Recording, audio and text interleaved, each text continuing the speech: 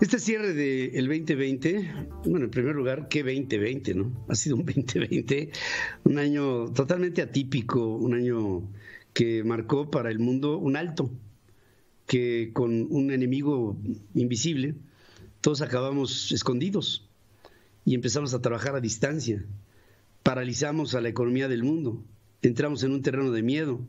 Hoy es mucho más complicado meterse a un elevador que caminar en la madrugada, en una noche incierta en donde te pudieran asaltar en cualquier momento. Pareciera mentira, pero este virus que nadie ve se ha convertido en una amenaza constante para todo, en todo. Y esto ha traído por consecuencia que muchos países han visto también cómo se ha acelerado su propia crisis. Me quiero referir a uno, que es Venezuela. Venezuela lo tomo como ejemplo, porque es representativa Venezuela de lo que le viene sucediendo a países en América Latina que se arropan y que se abrazan al populismo. Primero fue Chávez, después fue el señor Maduro, pero Venezuela ha venido constantemente haciéndose un país más y más y más y más y más y más pobre. Y ese empobrecimiento es explicable porque primero lo dejó de ver el mundo. Se salió de los patrones de crédito, de los fondos internacionales de apalancamiento para los países. Después empezó a ser bloqueado por el mundo, encabezado por los Estados Unidos. Cualquier tipo de relación comercial, industrial, de servicio que estuviera relacionada con Venezuela era proscrita por los Estados Unidos, y con esto se hace un segundo bloqueo. Se le llama embargo en el caso de Cuba, bloqueo en el de Venezuela, y Venezuela poco a poco, cada vez más pobre.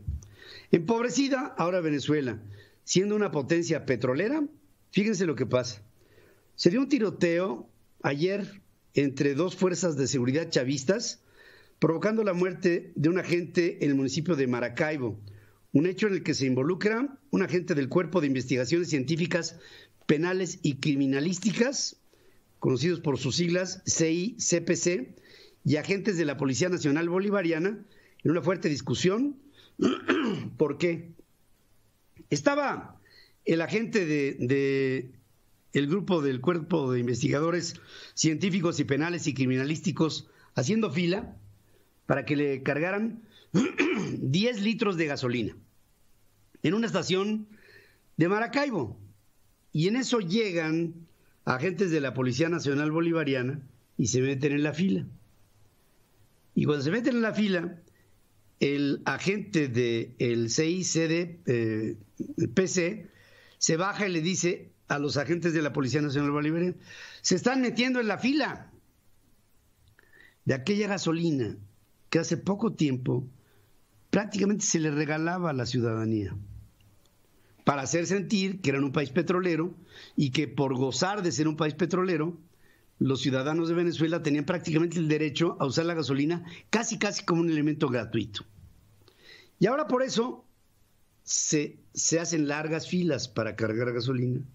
Llegas después de, así como se acuerdan lo que pasó con el inicio de la guerra del Huachicol en el 2019 en México. Bueno, esto ya permanente en Venezuela. País potencia petrolera. Se agarran a balazos dos cuerpos gubernamentales dependientes de Maduro y acaban en la balacera, acaban muertos de uno y del otro lado cuando se pelean por unos cuantos litros para cargarle a su vehículo oficial. ¿En qué acaba todo esto? En un país que el populismo ofreció muchas frases de esperanza al pueblo, que se hablaba y se luchaba en aras de el mejoramiento en la vida de los pobladores de ese país. Hay más de 1 millón de migrantes que han tenido que huir en últimas fechas de Venezuela por la frontera con Colombia para intentar con esto liberarse de los amagos de un país absolutamente aislado del mundo y de un presidente que no deja el poder, ante el pendiente de que este socialismo bolivariano del siglo XXI, junto con otros países, se conviertan en el ejemplo de lo que puede hacer el populismo con su gente. ¿Qué puede hacer? Engañarla. ¿Qué otra cosa puede hacer? Empobrecerla. ¿Qué más puede hacer? Confrontarla, enfrentarla, dividirla entre unos que apoyan al populismo, en medio del motor más poderoso que puede destrozar a un país, al que sea, la ignorancia de su gente. ¿Por qué cito el tema de Venezuela? Porque cuando veas las barbas de tu vecino, paz, paz, paz, paz. Hoy México, y esa es la parte que denuncia Central FM Equilibrio en estos 2 años, México está enfrentando el principio de una historia que hoy, casi en su final, les narro de Venezuela. Hace varios años se decía, ¿qué pasaría si México entrara en un esquema populista como el de estos países del movimiento bolivariano, del socialismo del siglo XXI? Bueno, que la crisis de Venezuela se reflejaría en una crisis mexicana. Y decíamos en aquel tiempo, hace un par de años, no habrá una proporción sobre las dimensiones de las consecuencias que podría traer para México una crisis similar por la que ha pasado el venezolano con Chávez y con Maduro. Hoy lo vivimos con López Obrador. Y en este que es su cumpleaños, cuando se le desean parabienes para una larga vida, que no negamos para él, espero que no tenga esa larga vida un régimen que empobrece al país y que lo confronta y que lo empobrece y que hoy nos pone en una disyuntiva. ¿Estamos con México o no?